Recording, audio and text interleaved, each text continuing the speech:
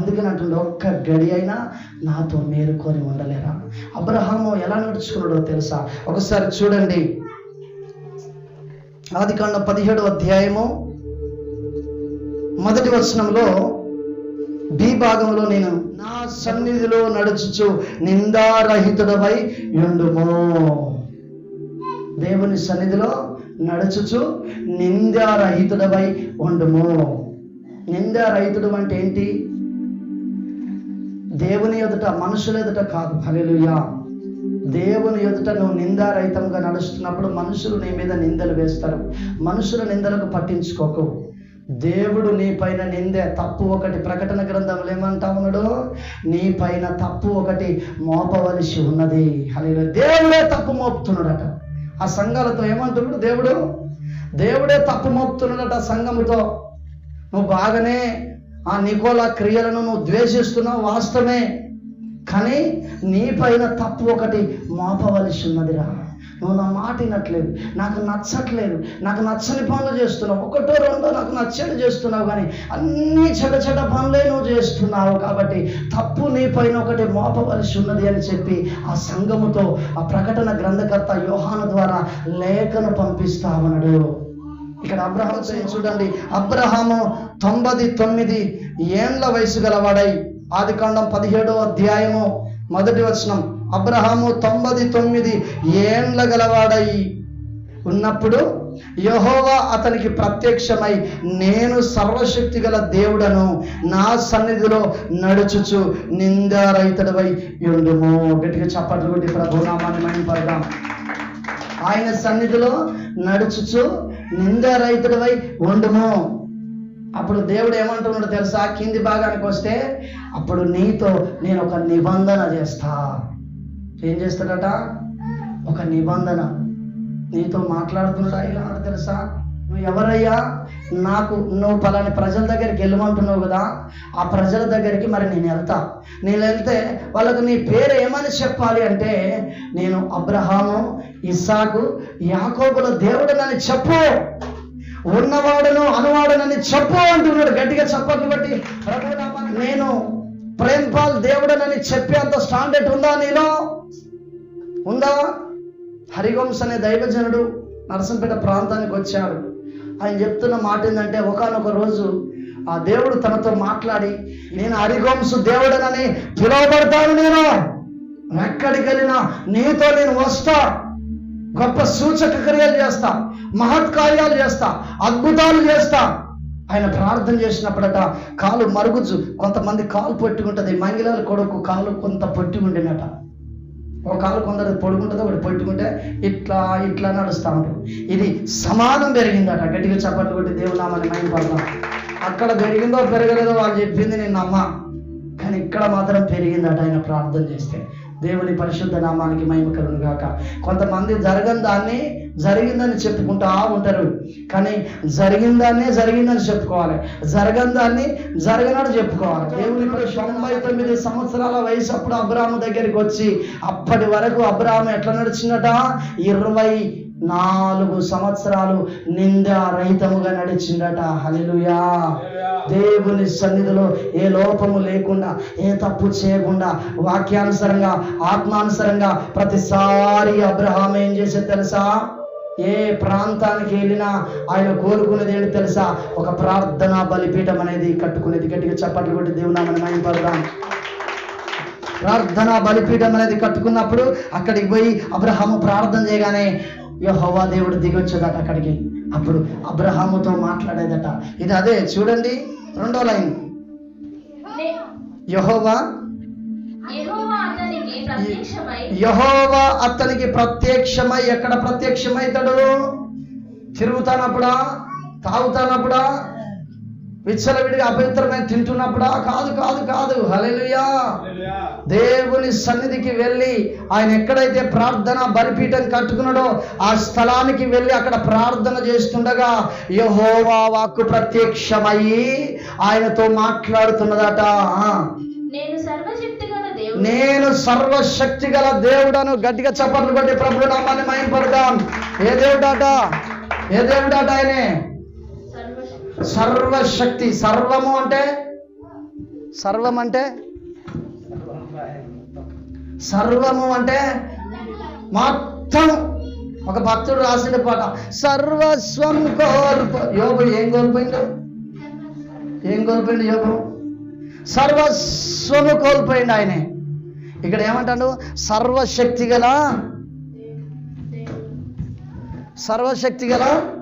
హల్లెలూయా సర్వశక్తి గల దేవుడే అని చెప్పి అంటున్నాడు ఆయన. ఆ సర్వశక్తి గల దేవుడే ప్రత్యక్షమై ఏం మాట్లాడుతున్నాడో చూద్దాం. రెండవ వచనం నుండి, నా సన్నిధిలో నడుచుచు ఎవరి సన్నిధిలో నడుస్తాడు? యెహోవా సన్నిధిలో. కొంతమందికి కులకట్లు ఉన్నాయి ఇక్కడ. ఈ కులకట్ల వాళ్ళు ఏం చేస్తారంటే పెద్దలను పిలుస్తారు. పిలిచి విగ్రహాల కాడ నిలబడితే మేము మొక్కేది కాదు, చేయదు కదా, ఆడ పోయి విగ్రహాలు యాటను కొడుతుంటే కొబ్బరికాయలు కొడుతుంటే పక్కకు పోయి నిలబడతారు వీళ్ళు. మరి కులం పోతుంది కదా, వెలివేస్తుంది కదా. గమనించండి, ఒకటి దేవుడు జ్ఞాపకం చేస్తున్నాడు. సాయిలన్న గారు తన తల్లిలో తండ్రి చచ్చిపోయిందట. చచ్చిపోయినప్పుడు ఈయన అక్కడికి వెళ్ళినప్పుడు ఈయన పాడే పట్టొద్దు, రెండోది గుండు గీగించుకోవద్దు. ఈ రెండిట్లలో దూరం ఉండి పెద్ద మనుషులకు ఏం చేస్తాను తెలుసా? దగ్గర ఉంటాడు. ఎందుకంటే వీళ్ళ అన్నదమ్ములు అప్పటికే అనుకుంటారు, ఏమనుకుంటారంటే వీళ్ళ అన్నదమ్ములు, వాడు గనుక మనతో పాటు ఏ పని చేయకపోయినా వానికి ఆస్తి కడి చేయాలి. ఈ మాటలు తెలిసిన సాయిలను ఏం చేస్తారు? పెద్ద మనుషులకు దగ్గర ఉంటాడు. అన్నలు ఆల్రెడీ ఇట్లా అనుకునేది వినపడ్డది, అమ్మ నా పని పిట్టగట్టినట్టే నాకు ఇయ్యరు యేసు ప్రభు నమ్ముకున్నందుకు అని చెప్పి నేను అనుకుంటాము. ఇంతలో దినాలు అయిపోయిన తర్వాత అందరికి ఫోన్లు పోయినాయి. 2-3 రోజులు అయింది, ఆగురా పంచుకుందాం, ఏడుపులో పంచుకుంటే నవ్వుతారా అని చెప్పి వీళ్ళు చెప్తే ఒక 4-5 రోజుల తర్వాత ఫోన్లు చేసి పిలుచుకోగానే వాటాలాట అన్నారట. వాటాలంటే ఎరికేనా? ఏంటి? భాగాలు. గట్టిగా చప్పట్లు కొడదాం. అడిపోయి మా అన్న పెడతారు ఏంది అని చెప్పి అనగానే ఇక్కడ అరే మీ ముగ్గురు అయ్యకు పుట్టింది అని అన్నారట. మరి నేనెవరికి పుట్టింది అని ఈయన అన్నాడట. నువ్వు మన అయ్యకు పుట్టినవారా? నిజమే. పాడబట్టిన వారా? పట్టలే. చెవులో ఊదిన వారా? చెవులో ఊత్తొత్తడా వాడు? సచ్చినోడు చెవులు ఊత్తొత్తడా? పాడబడిపోతాడా? మరి పిట్టకేసిన వారా? వేయలే. మరి గుండు కొట్టించిన వారా? కొట్టించుకున్నావా? అయ్యగారి కాళ్ళు మొక్కినవా? మాతోటి గుళ్ళె వచ్చి నిద్ర చేసినవా? చేయలే. ఇంకా ఫలానోడు ఊరి నుండి వచ్చిండు, మనకు దగ్గరోడు, వాడు వచ్చిండారా? రాలే. వాడు చేసిండారా? చేయలే. వాడు నువ్వు ఒక తిరిగిన ఉన్నారు కదా. మరి మీరు పాడే పట్టిర్రు, చెవులో ఊదిర్రు, పిట్టకు పెట్టిర్రు, గుండు కొట్టించుకున్నారు, అయ్యగారు కాలం మొక్కిర్రు, గుళ్ళ నిద్ర చేసిర్రు. ఇలా ఏ ఒక్కటన్నా నువ్వు చేసినావా? నీకు ఎందుకు ఇవ్వాలరా అని అంటే వీళ్ళని సంప్రదించండి. పాపం మానవ ప్రయత్నాలు చేసిండు. గమనించండి, ఎక్కడి నుండి వచ్చింది మాట? కులకట్లు. నా కులము వెలివేసెను, నా మతము త్రోసివేసే, ఆదరించేవారే లేరాయే. నన్ను దాటిపోబోకయ్యా నా యేసయ్యా, నన్ను దాటిపోబోకయ్యా, నన్ను దాటిపోకయ్యా దావీదు కుమారా, భర్తిమయని నేనయ్యా నా యేసయ్యా, భర్తిమయని నేనే. వీళ్ళని అందరిని సంప్రదించిన పాపం ఎవరు వచ్చిన తర్వాత వచ్చినాక ఇప్పుడు పెద్ద మనుషులు కూడా ఏం చేస్తారు? లోకానుసారులు ఏం చేస్తారు? దేవుని పరిశుద్ధ నామానికి మహిమ కలుగును గాక. ఏం చేస్తారు? వాళ్ళకెళ్ళే మాట్లాడతారు. ఎందుకంటే వాళ్ళు బీరు పోయించే, బ్రాండ్ పోయించిండా తడిపే. వాళ్ళు ఆల్రెడీ నిన్న సాయంత్రమే తడుపుకొని ఉంచిరు వాళ్ళని. రేపటికి కూడా దాచించుండ్రు ఇక చూడు అని చెప్పి చూపెట్టి ఇది ఇప్పుడు ఆ రేపు న్యాయం జరిగినాక ఇస్తారు. అప్పుడు పెద్ద మనుషులు రాగానే ఇక గీతాలు గీస్తారు, నేల గీతాలు. సాయిలన్న నా వైపు ఉంటారు కావచ్చు వీళ్ళని అనుకున్నారు, కానీ లేరు. అందుకని వాక్యం అంటుంది, మనుషులను నమ్ముకున్నట కంటే యెహోవాను ఆశ్రయించటం మేలు, రాజులను నమ్ముకున్నట కంటే యెహోవాను ఆశ్రయించటం మేలని రాయబడ్డది దైవజనం. హల్లెలూయా. మనుషుల సహాయము వ్యర్థము. అప్పుడు పెద్ద మనుషులకు అన్ని చెప్పగానే వాస్తవం చేసినవా చేయలే, అది చేసినవా చేయలే, ఇది చేసినవా చేయలే, అది చేసినవా చేయలే. ఈయన అంటాడు, అన్నలారా నేను చేయలే వాస్తవమే, కానీ బ్రతికున్నప్పుడు వారికి నేను భోజనం పెట్టినా, బ్రతికున్నప్పుడు నా తండ్రిని మంచిగా చూసుకున్నా, నా తల్లిని మంచిగా చూసుకున్నా. అది కాదా మన దాంట్లో ఏముంటారో తెలుసా? మా అమ్మమ్మ చచ్చిపోక మునుపు మా అమ్మమ్మను సచ్చదాకా జారింది మేమే.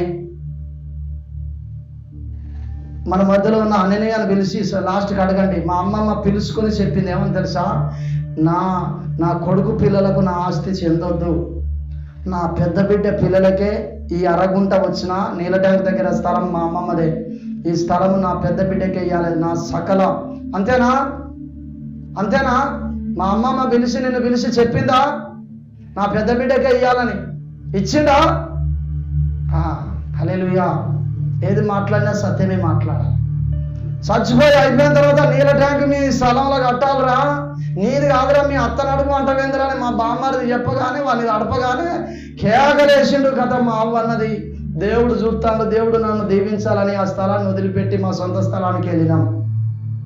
వెళ్ళిన తర్వాత మా అమ్మమ్మ ఆయనను పిలుచుకొని చెప్పింది స్వయంగా, నా పెద్ద బిడ్డకే వేయాలి, ఎందుకంటే నా చిన్న బిడ్డ పట్టించుకోలేదు, నన్ను పట్టించుకుంటలేదు, నా కొడుకు పిల్లలు కూడా, నా కోడలు కూడా పట్టించుకుంటలేదు, నా పెద్ద బిడ్డ పట్టించుకుంటుంది, కాబట్టి ఈ ఆస్తి ఆమెకే చెందాలని వాళ్ళని పిలిచి చెప్పినా కానీ అంతా అయిపోయిన తర్వాత తీసేసిరు దైవజనమా. హల్లెలూయా. అంటే బ్రతికున్నప్పుడు మంచినీళ్ళు పోయడానికి వీలుండదు, కానీ సచ్చిన తర్వాత సూపర్ యాటను పోయాలి, చాక్లెట్లు తేవాలి. చాక్లెట్ ఏందట? ఛాయ సుట్ట ఇంత పొడుగు తాగేదే సుట్ట చేయాలి. ఏం చేయాలట? సుట్ట చేయాలన్నట. సుట్ట చేస్తే ఇదవుతుందా? కళ్ళు పోతే కళ్ళారపోతే ఇది తాగుతుంది కొత్తదా? పాయ ఆత్మ ఎక్కడో ఉంటే పాతాళం, లేకపోతే పరదేశి. పర్గేటరీ ఉత్తరింపు స్థలము ఉండదు, మధ్యలో తిరిగేది ఉండదు. శక్తులను పాతాళ లోకము నుండి కొంతమంది మాంత్రికులు లేబడతారు తప్ప ఈ ప్రాణం మీద దేవునికి తప్ప ఎవరికి అధికారం ఉండదు. కంఠములోకి వెళ్ళి బయటికి వెళ్ళిన తర్వాత ఆత్మ. గట్టిగా చప్పట్లు కొట్టి ప్రభు నామాన్ని మహిమపడదాం. నేను ఇవన్నీ చేసిన కదా నన్నలారంటే, అప్పుడు చేసుడు కాదురా, నువ్వు అయ్యవు కొడుకు, నువ్వు నీ తండ్రికి కొడుకు అయినప్పుడు సమాజం ఎట్లా చూడాలరా, ఇది చేయాలన్న ఆచారం. అన్నా నేను ఒకప్పుడు దళంలో పనిచేస్తే పోలీసులకు దొరికితే నన్ను వాళ్ళు చంపుతాంటే ఘోరంగా కొడతాంటేనే కాదని నేను దేవుని నమ్ముకున్నది. ఏది చేసినా నీ మాట జల్లదురా.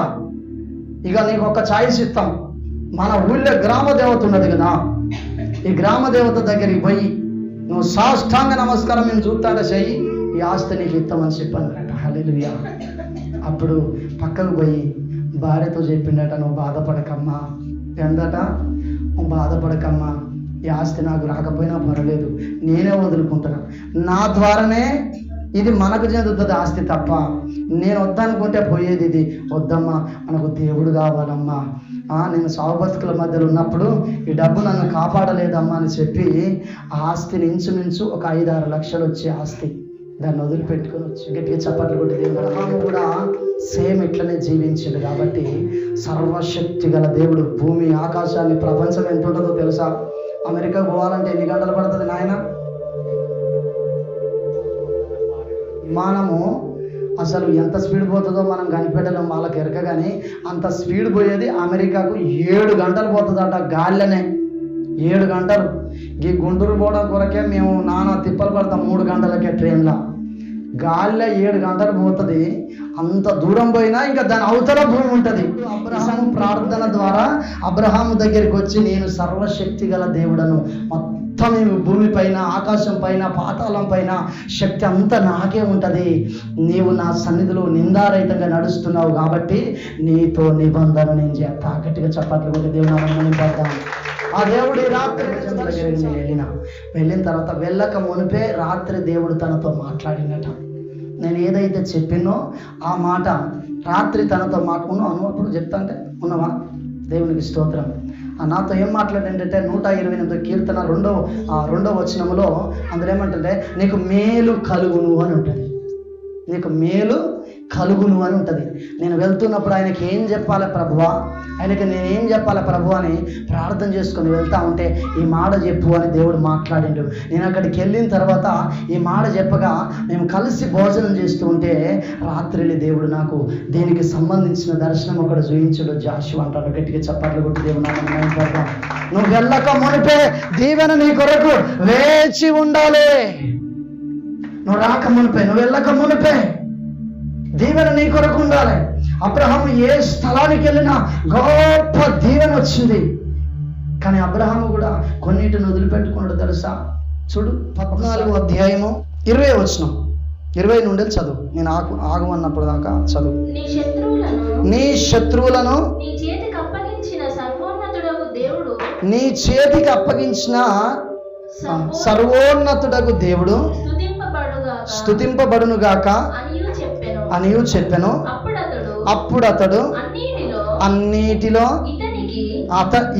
ఇతడు అంటే ఎవరంటే షాలేము రాజు అంటే దశంభాగం అబ్రహాము ఇచ్చెను. సొదొమ రాజు మనుషులను నాకిచ్చి ఆస్తిని నీవే తీసుకొనుమని అబ్రహాముతో చెప్పగా అబ్రహాము నేనే అబ్రహామును ధనవంతునిగా చేస్తునని నీవు చెప్పకుండునట్లు ఒక్క నూలు పోగైనను చెప్పుల వారైనను నీ వాటిలో ఏదైనను తీసుకొనని ఆకాశమునకును భూమికిని సృష్టికర్తయును సర్వోన్నతుడును దేవుడునైనా యెహోవా ఎదుట నా చెయ్యెత్తి గట్టిగా చప్పట్లు కొట్టి ప్రభు నామాన్ని మహిమపడదాం. సొదొమ గొమొర పట్టణము శాపగ్రస్తమైన పట్టణము. ఆ పట్టణము భయంకరమైన దోషము చేసింది. వాయి వరుసలు లేకుండా జీవిస్తున్న పట్టణము. లంచాలు తీసుకుంటూ అక్కడి ప్రజలు బాగా పాపములో జీవించి పాపములో సంపాదిస్తున్నారు సంపాదన. ఆ సంపాదన ఏమాత్రమూ నాకొద్దు. అక్కడ లోతు ఉండే ఆ లోతు తన బంధువు. ఆ లోతును ఆ సొదొమ గొమొర రాజులను వాళ్ళలో ఉన్న అనేకమైన సంపదలను శత్రువులు తీసుకపోతే లోతును బట్టి ఈ యొక్క తన యొక్క 400 మంది తన దగ్గర పనులు ఉంటారు. తన ఇంట పుట్టిన వ్యక్తులు వాళ్ళందరూ కలిసి 400 మంది దాకుంటే వాళ్ళందరిని తీసుకొని పోయి ఆ లోతు సంపదను సొదొమ గొమొర రాజుల అబ్రహాము వెళ్ళి అదంతా తీసుకొని వస్తాడు. వచ్చి వీళ్ళకి ఇచ్చి వెళ్ళిపోతున్నప్పుడు ఏమంటున్నాడు, సొదొమ మనుషులను నాకు ఇచ్చి ఆస్తిని నీవే తీసుకొని, మనుషులను మాత్రం నాకు ఇచ్చి ఆస్తిని నువ్వే తీసుకొని పోమని అబ్రహాముతో సొదొమ రాజు అంటున్నాడు. అప్పుడు అబ్రహాం ఏమంటున్నాడు, నూలు పోగు కూడా నాకు వద్దు. గట్టిగా చప్పట్లు కొట్టి దేవుని నామాన్ని మహిమపడదాం. అబ్రహాం ఏమంటున్నాడు, నీకు నూలు పోగు కూడా నాకు వద్దు, శాపగ్రస్తమైన సొమ్ము నాకు వద్దు, దీని ద్వారా నేను దీవించబడ్డానని ఎవ్వడు నాకు చెప్పకుండానట్లు నా దేవుడు నన్ను దీవిస్తాడని ఉన్నాడు. కాబట్టి 17వ అధ్యాయానికి వచ్చేసరికి ఏమంటున్నాడు, నా సన్నిధిలో నడుచుచు నిందారహితుడివై ఉండుము. హల్లెలూయా. ఉంటాడు, ఇంకా ఉండు. హల్లెలూయా. నిబంధన ఎప్పుడు వస్తుంది నీకు? నీతో దేవుడు ఎప్పుడు మాట్లాడతాడు? నువ్వు లండు బోండు పీక్క తింటే ఎక్కడి పండుగలకు పబ్బాలకు పోయి సచ్చింది బతికింది కోసిన ఒక రోజు నేను ఆ జాఫర్గడ్డ అవతల ఎర్రగుంట తండ ఉంటుంది. ఆ ఎర్రగుంట తండలోనికి పనికి పోయినా. గమనించండి, పనికి పోతే అక్కడ నాకు తెలిసిన ఒక ఇంటి ఆయనే ఏం చేసిందంటే సచ్చిన కోడిని తీసుకొచ్చి కోసి నాకు పెట్టిండు. ఈ సచ్చిన కోడిని తీసుకొచ్చి నాకు పెట్టిన సచ్చిన కోడి అని నేను అనుకోలే. మేము అక్కడికి పనికి వెళ్ళినాము. ఏం చేస్తానంటే సాయంత్రం పూట భోజనం చేద్దురంటే మా ఇంటికి రా బ్రదర్ కోడిని కోసిన అంటే నేను పోయినా తిన్నా. రాత్రిళ్ళు కలలో దేవుడు మాట్లాడిండు. ఏమని మాట్లాడతాను తెలుసా? పంది మాంసం కూడా తినరాదు, ఇక పందిని కూడా తినరాదు అంటాడు. హల్లెలూయా. ఏమంటాడు? పందిని కూడా తినరాదు, ఈ సచ్చిందాన్ని తిన్నావు, సచ్చిందాన్ని తినొచ్చు అని ఉన్నది ఆ బైబిల్లో. గొంతు పిసికి చంపిన దాన్ని, రక్తమును విగ్రహాల కాడ మొక్కిన దాన్ని తినొద్దని ఉన్నది. ఈ రోజులలో ఏ ఫంక్షన్లో కొబ్బరికాయలు కొట్టకుండా, ఊదికడ్డీలు ముట్టియకుండా, వాటికి అండాలకు మొక్కకుండా ఏ ఫంక్షన్లో చేస్తూ ఉన్నారు చెప్పండి? ఏదో మీరు దగ్గరుండి చేపియకపోతే, ఒకరోజు మన దగ్గర ఉన్న ఏలియా వాళ్ళ మనవని పెళ్లి చేస్తున్నప్పుడు వాళ్ళ అల్లుడు కొబ్బరికాయ పట్టుకొని వస్తే, నువ్వు సగం నేను సగం చేసుకొని ఇది నువ్వు వండుకో, మాది మేము వండుకుంటాం, నువ్వు దీన్ని ఖరాబ్ చేసి ఒక్కని తిందామని చూస్తామని ఆపిచ్చిండు మా కొరకే. హల్లెలూయా. గట్టిగా చప్పట్లు కొట్టి దేవుని నామమున మహిమ పడదాం. ఏం రోజుగా కొబ్బరికాయ కొట్టంగానే పెరుగుతుందా నాయ? ఊదికడ్డీలు ముట్టంగానే కూర రుచి వస్తుందా?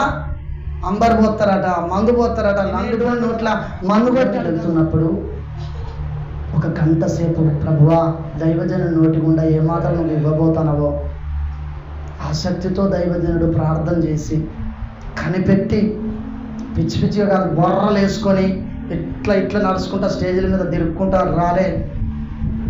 పొద్దంతా ప్రార్థన ఉన్నాం అనగా నైటు మళ్ళీ పొద్దుగాల 8 గంటలకు 5 గంటలు ఉండాలి, 7:30 8 కావస్తుంది. అప్పటిదాకా ప్రార్థన నుండి ఈ మాటలు తీసుకొచ్చిన.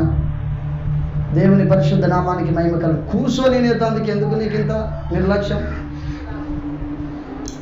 ఇప్పుడు అబ్రహాముని ఏమన్నా ఇప్పుడు అంత జాగ్రత్త పడి దాన్ని తీసుకోకుండా మనకైతే మందు బాటిల్ కనపడగానే ఒక క్రైస్తవుడు ముఖం నాకెళ్ళి తిప్పలేదండి. పోయిన వారమే చెప్పిన నేను, అంతే కదా. మందు బాటిల్ ఏంది, మందు బాటిల్ బిషాదేంది? హల్లెలూయా. ఇది కనపడగానే ముఖం నాకెళ్ళి తిప్పుతలేడు. మాంసము కనపడగానే సచ్చిన మాంసము, అది ఏ మాంసం కనపడగానే ఇక ఈ కూరగాయల భోజనం కనపడదు. ఇక ఏం కనపడుతుంది? డబ్బు కనపడగానే యేసుప్రభు గుర్తుకురాడు.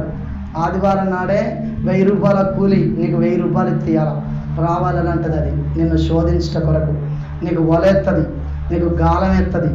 నువ్వేం చేస్తావు? ఈ గాలానికి ఎర్ర ఉంటుంది, ఎర్రనే చూస్తాడు తప్ప ఎర్ర లోపల గాలం ఉన్నది చూస్తున్నాడు ఆ మనుషుడు? చూడట్లేదు. అందుకనే లాగి బయటేసిన తర్వాత గిలగిలగిలగిలగిలు కొట్టుకుంటాట బుట్టల. ఇక కోసుడు ఒక్కటే తక్కువ నీకు. ఎందుకు ఈరోజు చాలామంది క్రైస్తవులు చల్లారిపోతున్నారు? డబ్బును చూసుకొని, తిండిని చూసుకొని. ఆదివారం నాడు కనుక ఇప్పుడు దగ్గరలో పెళ్ళి ఉంటే దునుకుడు. ఒక దైవజనుడు అట ఒక పందిని పెంచుకున్నాడట. గమనించండి. హల్లెలూయా. పందిని పెంచుకొని, అయ్యో ఈ పందికి ఎప్పుడు ఇదే గుణం ఉంటుంది కదా అని చెప్పి ఒక గొర్రెను తీసుకొచ్చి గొర్రెకి ఆపరేషన్ చేసి, పందికి ఆపరేషన్ చేసి, పందికి ఉండే గొర్రెకు ఉండే పందికి వేసిండట. వేసిన తర్వాత ఇక ఏమైంది? వేసి మంచిగా సనాలు ట్రీట్మెంట్ చేస్తే పంది మంచిగా పరుపు మీద పండుకుంటుందట. పరుపు మీద పండుకోగానే నా ముద్దుకు పోయి దాని మూతి మీద ముద్దు పెడతాడు. ఎట్లుంటుంది పంది ముద్దు? ఎట్లుంటుంది? హల్లెలూయా. పందికి పీ తిన నేర్పేది ఎవరు తెలుసా? మొట్టమొదటిగా అది కూడా శ్రేష్టంగా ఉంటుంది. పంది స్వభావం పియే తినాలని అక్కడికే తీసుకుపోతారు. అరే ఈ పందికి పీ తిన నేర్పకరా అంటారు కొంతమంది. ఇంత క్లియర్గా మాట్లాడతానని బాధపడకండి. ఆత్మదేవుడు తీసుకెళ్తాడు, బాగా ముద్దులు పెడతాడు. దానికట కళ్ళద్దాలు పెట్టాలని కోరిక పుట్టిందట. ఏమద్దాలు? స్వెడ్స్, ఇంగ్లీష్. గట్టిగా చప్పట్లు కొట్టి దేవుని నామమున మహిమ పడదాం. అద్దాలు పెట్టిండు. రెండోది దానికి ఉన్ని డ్రెస్ వేసిండు. ఉన్ని డ్రెస్ మస్తు సూపర్ డ్రెస్సు. ఇక చలికాలం వస్తే చలి పెడుతుందని ఎంటికలు దానికి ఎక్కువ ఉండవు కదా, ఉంటాయా? దానికి ఏం వేసిండు? షటర్ వేసిండు. ఇచ్చిట్టు అంటుంది. బెడ్ మీద తిరుగుతుంది, బెడ్ మీదనే తిరుగుతుంది. దానికి గొలుసేసి గొలుసు ఎత్తలేడు, ఎత్తుకపోయి దానికి ల్యాట్రిన్ కూర్చుండబెట్టి తీసుకొస్తాడు. కడిగి పరుపు మీద పండుకోబెట్టుకుంటాడు. ఇట్లా చేసిండు. ఇక దానికి ఆయనకు కోరిక పుట్టింది, దాని చెవులకు కమ్మలు పెట్టాలని. రెండోది ఆస్తిపరుడు కాబట్టి దానికి బంగారు ఆభరణం పెట్టాలని ఆలోచన చేసినట్ట. ఏంటట? మన మెడలకే ఉంటుంది, దీని ఏమంటారు ఇక్కడ ఉంటుంది కదా, నెక్లెస్. గట్టిగా చప్పట్లు కూడా దేవుని నామమున మహిమ పడదాం. ఈ నెక్లెస్ పెట్టిండు. కాళ్ళకి ఏమేసిండు? చెప్పులు కాదు, బూట్లు. బూట్లు వేసిండు. ఇక ఈమె నడతాంటే తెలవాలని చెప్పి ఇంట్లో చక్కగా చూసుకోవాలని చెప్పి కాళ్ళకి ఏమేసింది తెలుసా, పట్టీలు గల్ గల్ గల్ అంటానేట. ఎటు ఉరుకుతా తెలుస్తుంది, ఇక ఎటు ఉరికినా తెలుస్తుంది. ఓ మామూలుగా కాదు, హల్లెలూయా, సంతోషం కాదు. రోజు పౌడర్ వేసుడు, తానం చేపించుడు, మంచిగా రకరకాల బట్టలు ఎత్తన్నట. మన దగ్గరికి వచ్చే సత్యవేదన చూడండి, దానికి పుట్టినరోజు చేస్తాడు, అంతేనా? నీకు ఎరికేనా? పవిత్రని అడిగాడు, దానికి పుట్టినరోజు 2-3 వేల ఖర్చు, డేట్ వేరే దానికి, పక్కన దాని బెడ్ మీదనే ఉంచుతాడు దాన్ని ఒక మనిషిగా. మందికి ఏమేమి వేసిండు, నెక్లెస్ పెట్టిండు, కాళ్ళకు బూట్లు వేసిండు, గజ్జలు పెట్టిండు, ఆ మంచి డ్రెస్సు, కాస్ట్లీ డ్రెస్సు వేసిండు, అన్నీ పెట్టిండు. నగనగా ఇక్కడ ఇదైతే ఇంత తాగుతా, ఇదివరకే ఇంత వెళ్ళిపోతుందా, ఇదే కానీ ఇక ఇట్లా పోతుంది, ఇక ఇట్ట అంటే గల్ గల్ అంటానట. ఈ గల్ గల్ అన్నాక సడన్గా దేవుడు తనకు ఒక ఆలోచన పుట్టించిందట. గమనించండి, హల్లెలూయా, ఒక ఆలోచన పుట్టించిందట. ఆ ఆలోచన ప్రకారము ఆహా అని చెప్పి వెళ్ళి ఈ పందిని విహారయాత్రకు తీసుకుపోయిందట. తీసుకుపోగానే తనకు వచ్చిన ఆలోచన ప్రకారము ఒక స్థలం దగ్గరికి వెళ్ళి వెనక డిక్కి తీసేసి దీన్ని రెడీలో పెట్టిండట. అక్కడ 8 నుండి 10 పందులు మంచిగా, అదంతా కింకిరున్న స్థలము, మురుగు వాటర్ పోయే స్థలం. దాంట్లో లోపల మొత్తం వీడి వరకు పెట్టి తలకాయ బయట పెట్టి ఇట్లా చూస్తుందట పంది. ఇగో ఇట్లా యూట్యూబ్లో చూస్తున్న సహోదరుడా, ఇక దీని వైపు చూడగానే ఆల్రెడీ దీని మీద రోమన్లన్నీ నిక్కపొడుచున్నాయట. లేచినాడ, చెయ్యి పెట్టుడే ఆలస్యం, జడు తెచ్చి దూకిందట. ఎలా బురదల దూకి ఇక ఎంత తోక పట్టి పోతాడు, తోక పడితే తోక ఊసొచ్చినా కానీ పోయి అలా దూకిందట. గమనించండి, హల్లెలూయా, గమనించండి. పరుపు, బంగారు పరుపు, నెక్లెస్, చెవుల కమ్మలు. పందులకు పెంచుకునేటోళ్ళు ఏం పెడతారు? ఏదో సాధారణంగా అమ్ముకోవడం కొరకు పెంచుకునేటోళ్ళు పందులు తినే పొట్టు పెడతారు. ఈ పొట్టులో పురుగులు ఉంటాయి, తుప్పు ఉంటుంది, వివిధ రకాలుగా ఉంటుంది. అవసరం అనుకుంటే ఈ పందుల పొట్టు దొరకకపోతే వాడు తీసుకపోయేది మనుషుల మలము దగ్గరికి తీసుకెళ్తాడు. ఇదంతా పక్కకు పెట్టి ప్రతిరోజు తను తినే శ్రేష్టమైన ఫుడ్ పెట్టిండు, మనుషులు తొడిగే వస్త్రాలు ఇచ్చిండు, మనుషులు వేసుకునే చెప్పులు ఇచ్చిండు, మనుషులు పెట్టుకునే బంగారం పెట్టిండు. ఈ పాపం అనే బురదను చూడగానే ఇవన్నీ ఏమైపోయినాయి? మర్చిపోయింది. హల్లెలూయా. ఇది దేనికి సాదృశ్యం తెలుసా? పరలోక రాజ్యములో ఇలాంటి గొప్ప భాగ్యం నీకు ఉంటుంది. కానీ పాపాన్ని చూడగానే నువ్వేం చేస్తున్నావు? కొబ్బరికాయలు కొట్టిన భోజనం అది కాదా? కడుపు నిండిందా చాలు. మేము ఒక కాడికి ఇసాకన్న, నేను, అమ్ములమ్మ, మా పాస్టర్ అమ్మ, పవిత్ర, మేము అందరం పోయినాం. ఒక క్రైస్తవుని ఫ్యామిలీ వచ్చింది. ఇక అది ఫలాని కాడ కోసిన మటనే అది, కానీ ఇది నిండిందా అని తింటూనే ఉన్నాడు. మళ్ళీ ఆరాధనకు లేచి నిలబడతాడు ఆయన. ఈ ఆరాధనకు లేచి నిలబడ్డప్పుడు వీళ్ళందరి మీదకి ఏ ఆత్మ వస్తుంది? యజబేల్ ఆత్మ కాదా? చక్కనోడు ఈ సంటి దొంగలు తీసుకుపోయి ప్రార్థన చేయంటారు ఒకడు, ఫెలోషిప్లో తీసుకొచ్చి ఈయన పాస్టర్ అంటాడు ఒకడు. వాడు మనిషి కనపడితే చాలు అనుకుంటుండే, వాడు మృగమా మనిషి, వాడు దొంగ, మంచి క్రైస్తవుడని ఆలోచన ఉన్నదా ఈరోజు సమాజానికి? మనిషి నిలబడతాడా? ఇది ఒక్కటే. నీ ఆత్మీయ జీవితం ఎలా కట్టుకుంటున్నావు? పాపం చూడగానే ఈ ఆభరణాలన్నీ వదిలిపెడతలేవా? ఆభరణాలు ఎక్కడున్నాయి తెలుసా? ఎఫెసీలకు రాసిన పత్రిక 6వ అధ్యాయంలో ఉంటాయి. మనం పోరాడేది వేటి మీద? ఆకాశ మండలం మీద పోరాడుచున్నా, దురాత్మల సమూహంతో పోరాడుచున్నాం. అప్పుడు మనకు ఆభరణాలు ఇచ్చిండు దేవుడు. ఈ ఆభరణాలన్నీ ధరించుకోవాలి. నీకు పరలోకంలో దేవుడు జీవ కిరీటాన్ని ఇవ్వబోతున్నాడు. ఈ పాపం చూడగానే ఈ ఆభరణం వద్దు, నాకు వద్దా ఏమంటాడట? వద్దు నాకు ఇవి, నేను రాను.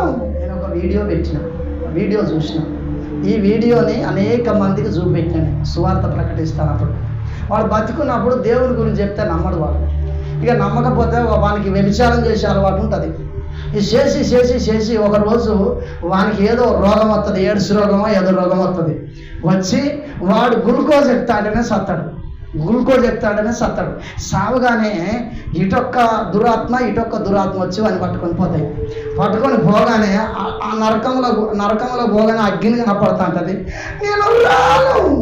నేను రాను ఏమంటుందట, రా తాగినావు కదరా, తిన్నావు కదరా, పేకటాయినావు కదరా, ఇష్టం వచ్చినట్టు పాపాన్ని అనుభవించినావు, ఇప్పుడు ఈ నరక శిక్షను అనుభవించవా? ఈడ్చుకొని పోయి ఒకడు ఏం చేస్తాడు తెలుసా, తలకాయని బట్టి ఇట్లా ఒత్తి ఇట్లా తిప్పి ఇట్లా తీసేయగానే మొండెము తలకాయ వేరైపోతుంది, రక్తం కారు అయిపోతాను. ఇవన్నీ జరగబోతున్నాయి. డబ్బును చూడగానే పాపం వైపు పోతివే, మందు చూడగానే తాగుతివే, సినిమా కనపడగానే చూతివే, నీకు నీళ్ళ చిత్రం కనపడగానే దాన్ని వదిలిపెట్టకుండా కన్నార్పకుండా చూతివే, అపవిత్రమైనది కనపడగానే ఆంబూసి బుక్కలు పెడితివే, నీ కడుపు రెండితే నీ దరిద్రమే బాధదన్నట్టు జీవిస్తువే. పక్కన రాగానే దానికి గింజలు పోసుగానే దాన్ని గట్టిగా పట్టుకునేది, మెడల్ రౌండ్ తిప్పి బియ్యం మూట దాని మీద పెట్టేది. ఇక వరుతుంది అది. ఇక తర్వాత అది నల్లగట్ట బడి ఉండేది. అట్లా చచ్చింది ఏమైతే రక్తం అంతా స్టక్ అయి ఉంటుంది. నల్లగట్టబడ్డ దాన్ని ఇక గంటకో 2 గంటలకో ఊళ్ళో అందరూ బయటికి వెళ్ళిపోయినాక అన్నీ తీసి ఉడుకుడుకు నీళ్ళల్లో ముంచి తీసి ఇది కవర్లో కట్టుకొని ఈ సందలో పెట్టుకొని బయట బారేసి వచ్చి వండుకుని మళ్ళీ అప్పుడే తినేది. ఎక్కడున్నది వాళ్ళ జీవితం? ఇప్పుడు ఏమైపోయింది? హల్లెలూయా. శాపం వచ్చిందా, దీవెన వచ్చిందా? దొంగ బతుకు, దొంగ జీవితం, దొంగ లైఫ్ ఎక్కడో పోతుంది. అబ్రహాము 24 సంవత్సరాలు నిందారహితముగా నడుస్తున్నావు. ఇక నీతో నేను నిబంధన చేయబోతున్నా, వచ్చే సంవత్సరములో నీ కౌగిటిలో కుమారుడు ఉండబోతున్నాడు. గట్టిగా చప్పట్లు కొట్టి దేవుని నామాన్ని మహిమపడతా. సున్నతి ఆచారాన్ని చెప్పిండు. ఇన్ని సంవత్సరాలు తన జీవితాన్ని కాపాడుకున్నాడు కాబట్టి దేవుడు ఇంకొక మాట చెప్పిండు, ఆకాశ నక్షత్రం లెక్కబెట్టి బిడ్డ అంటే నేను లెక్కబెట్టలేనయ్యా, ఇంత సంతానం ఉంటుంది. ఇప్పుడు మనం ఎవరి పిల్లలం? అబ్రహాము సంతతి వ్యక్తులమని చెప్పుకుంటున్నావు, కానీ పక్కకు పోయి నీకు ఇష్టం వచ్చినట్టు జీవిస్తే దేవుని నామం అవమానపరుస్తున్నావా? పరచట్లేదా? గమనించండి. నేను అబ్రహాము దానియేలు గ్రంథం చూడండి ఒకసారి. 1వ అధ్యాయంలో వాళ్ళకు ఒక భోజన పదార్థాన్ని వాళ్ళ కొరకు అప్పగిస్తే ఆ 4 మాత్రమే మాట్లాడుకుని అక్కడ చాలా. దానియేలు గ్రంథం 1వ అధ్యాయం 6వ వచనం. యూదులలో నుండి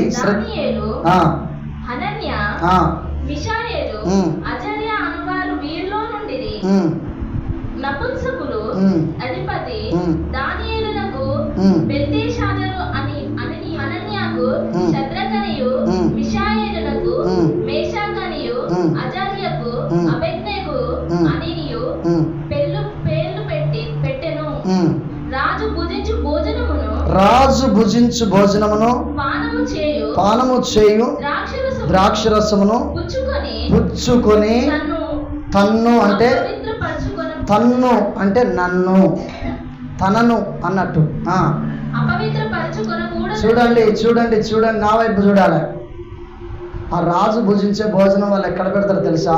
వాళ్ళ దేవతల దగ్గరికి తీసుకుపోయి ఫస్ట్ పెట్టి వాళ్ళ దేవతలు తదాస్తు అన్న తర్వాత తీసుకొచ్చి వీళ్ళకి పెట్టాలి.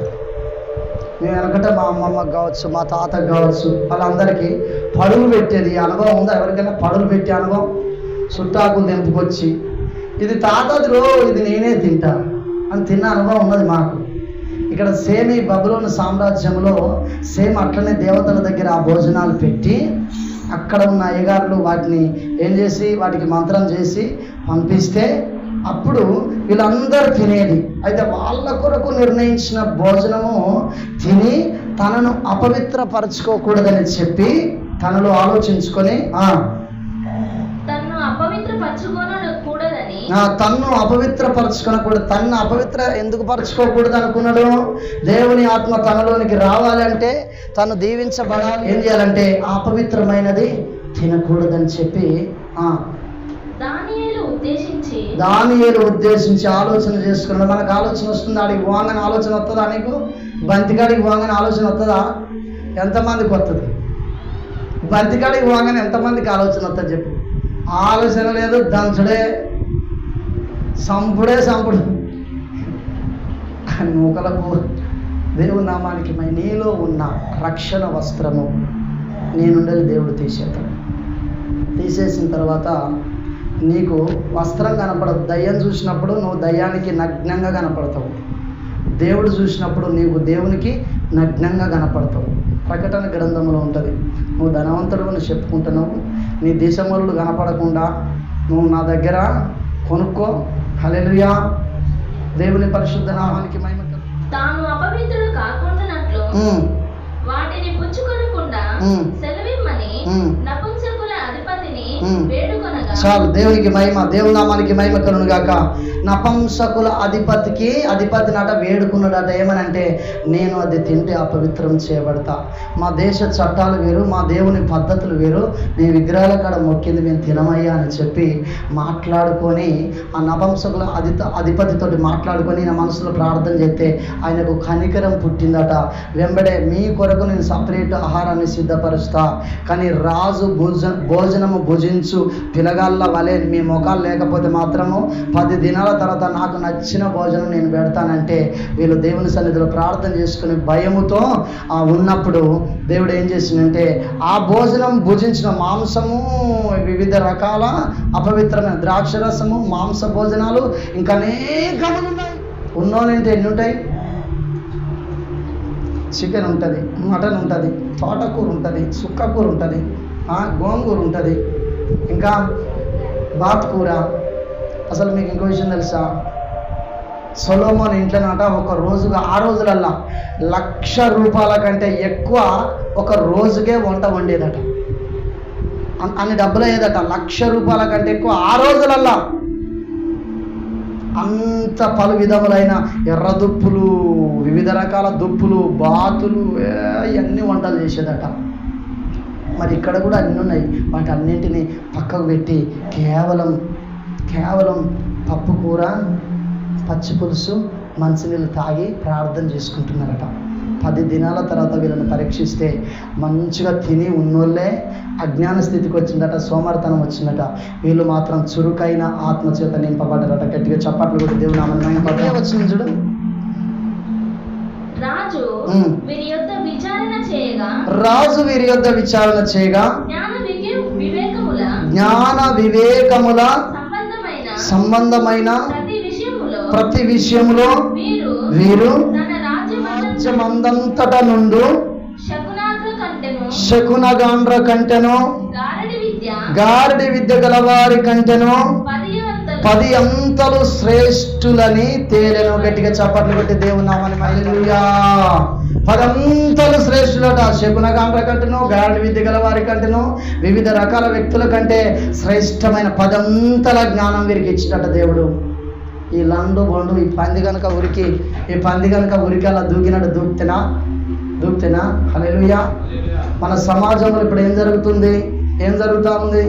మనం ఒక దగ్గర ఫంక్షన్ జరుగుతున్నప్పుడు మన శరీరాన్ని మనమే మర్చిపోయేటోళ్ళు ఉన్నారు కొంతమంది. అక్కడి వరకు ఇక్కడికి ఎవరైనా క్రైస్తవులు వచ్చిరా? రాలేదు. ఇక ఇప్పుడు నాకు ఇప్పుడు స్వేచ్ఛ. అక్కడ ఉంటుంది కుటుంబము, బొట్లుంటాయి, బోనాలు ఉంటాయి, శృంగారం ఉంటుంది. అన్యులు చేసిన దానికంటే వీళ్ళే ఎక్కువ చెప్తా అంటారు. అక్కడ